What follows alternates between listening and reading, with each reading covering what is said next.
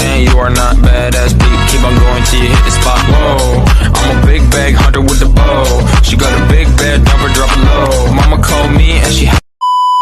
Baiklah yang terhormat Bapak dosen pengampu Dr. Edi Wardani MPD.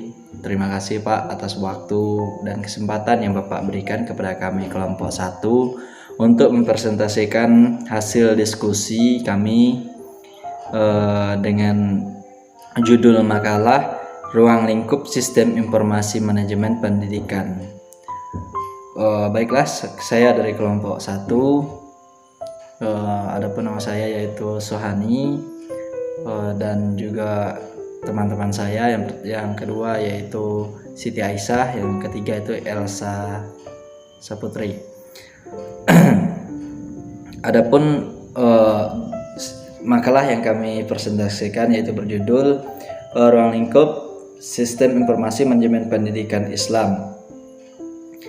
Yang pertama, fungsi sistem informasi manajemen dan komponen pendidikan Islam. Perkembangan teknologi yang begitu pesat memberikan dampak positif bagi setiap elemen masyarakat.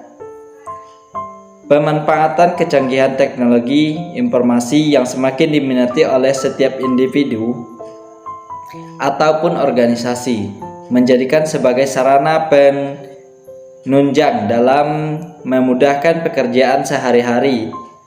Salah satu yang memanfaatkan perkembangan teknologi informasi yaitu adalah sektor dalam pendidikan. Sebagai penyelenggara pendidikan di masa modern, sekolah harus mampu memanfaatkan dan menyajikan data atau informasi yang cepat dan akurat sebagaimana tuntutan perkembangan kemajuan informasi teknologi.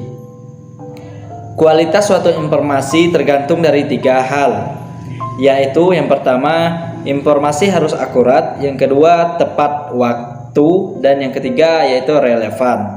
Tujuan sistem informasi manajemen dalam pendidikan antara lain, yang pertama, mempermudah proses pengelolaan data akademik dan non-akademik. Yang kedua, menyediakan suatu laporan perkembangan siswa dalam proses pengajaran. Yang ketiga, menyediakan suatu laporan perkembangan pengajar dalam kegiatan pembelajaran. Yang keempat, menjadi panduan untuk membuat peraturan sekolah. Yang kelima,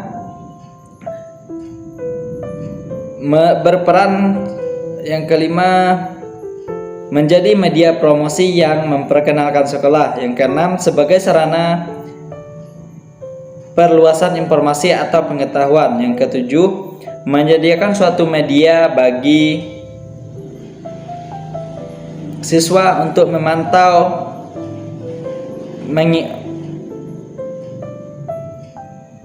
baik dari sisi akademik maupun akademik. Yang kedelapan, membantu siswa dan memperoleh informasi mengenai mata pelajaran yang disajikan di sekolah dan meningkatkan prestasi siswa melalui database bahan pelajaran dan soal latihan. Komponen sistem informasi. Pada dasarnya, suatu informasi dibangun dengan beberapa tahap pengembangan serta melibatkan sumber daya dari beberapa disiplin ilmu yang berbeda, baik sisi manajemen, teknologi informasi, keuangan, dan lain-lain. Sistem informasi memiliki 5 komponen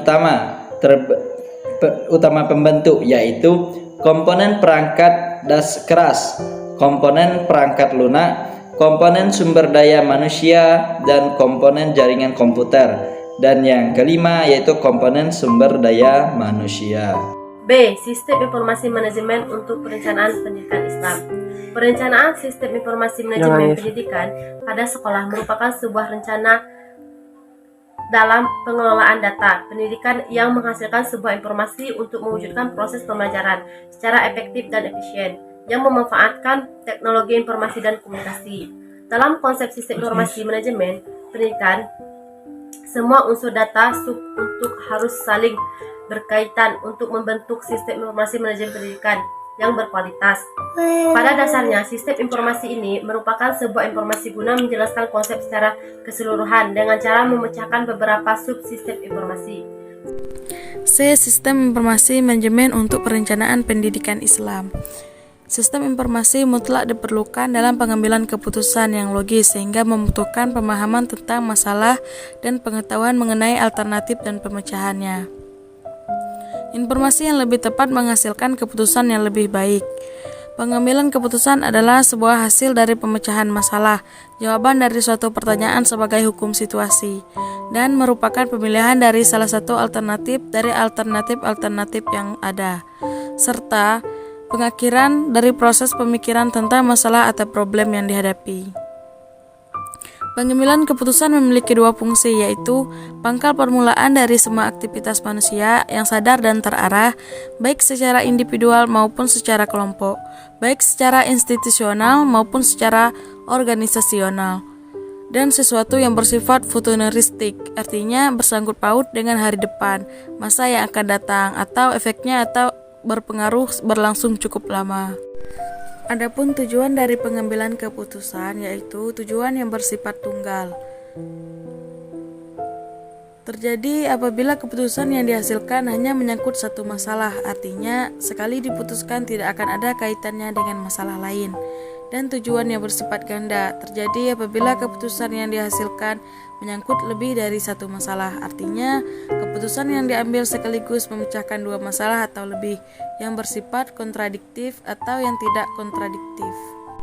Pengambilan keputusan menurut Terry didasarkan pada 5 hal berikut. Yang pertama, intuisi.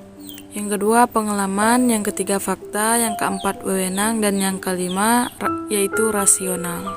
Faktor-faktor yang mempengaruhi pengambilan keputusan.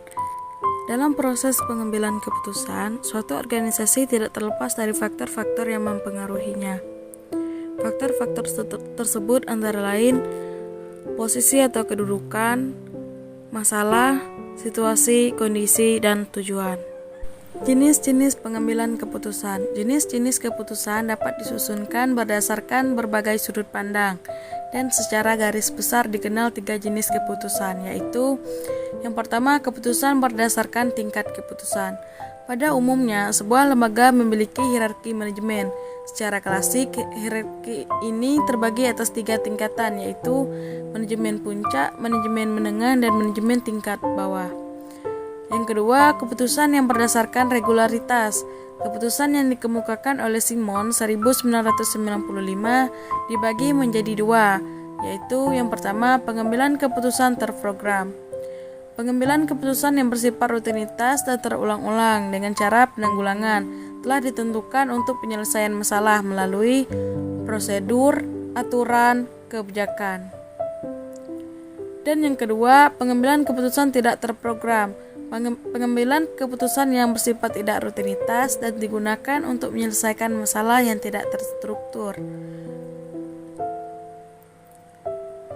Dan yang ketiga, keputusan berdasarkan lingkungan. Keputusan ini dibedakan menjadi 4 kelompok, yaitu yang pertama, pengambilan keputusan dalam kondisi pasti. Yang kedua, pengambilan keputusan dalam kondisi beresiko. Yang ketiga, pengambilan keputusan dalam kondisi tidak pasti. Dan yang terakhir, pengambilan keputusan dalam kondisi konflik.